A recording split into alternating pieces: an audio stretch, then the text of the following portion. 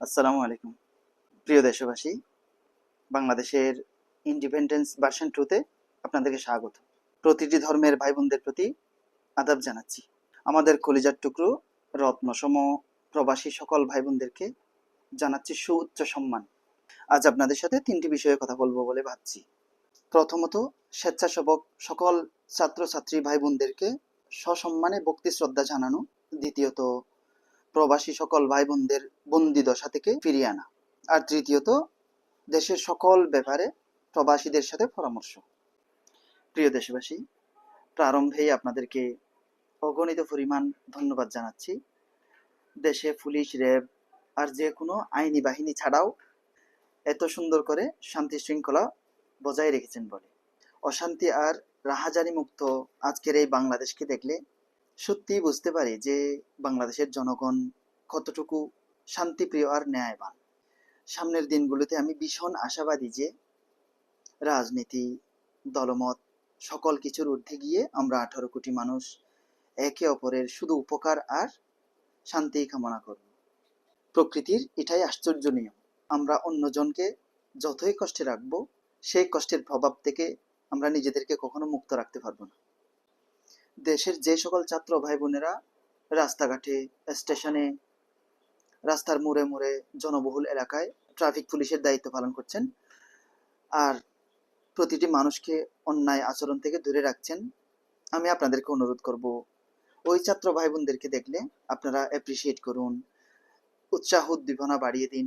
অন্তত এতটুকু আবদার করব যে ওনাদেরকে দেখলে থ্যাংক ইউ বলে একটু ধন্যবাদ দিন।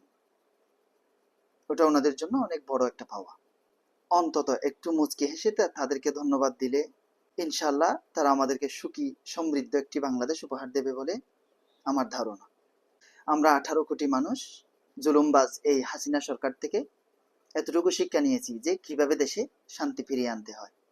আর তাই আমি মনে করছি দেশের স্বেচ্ছাসেবক সকল ছাত্র ভাই বোনদেরকে সহযোগিতা করা আমাদের একটা দায়িত্ব।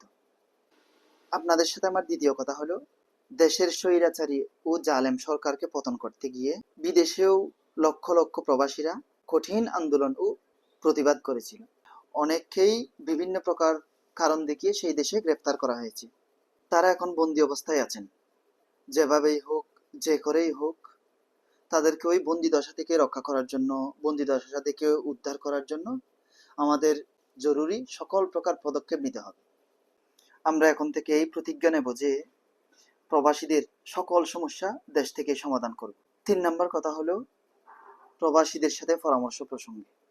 প্রিয় দেশবাসী, আমরা অতীতে এমন কখনো দেখিনি যে দেশের যে কোনো প্রকল্প, যে কোনো মন্ত্রণালয়ের বড় কোনো সিদ্ধান্ত, দেশের যে কোনো বড় কাজ প্রবাসীদের সাথে পরামর্শ ভিত্তিতে করা হয়েছে, নতুবা প্রবাসীদের কাছ থেকে কোনো প্রকার উল্লেখযোগ্য পরামর্শ চাওয়া হয়েছে।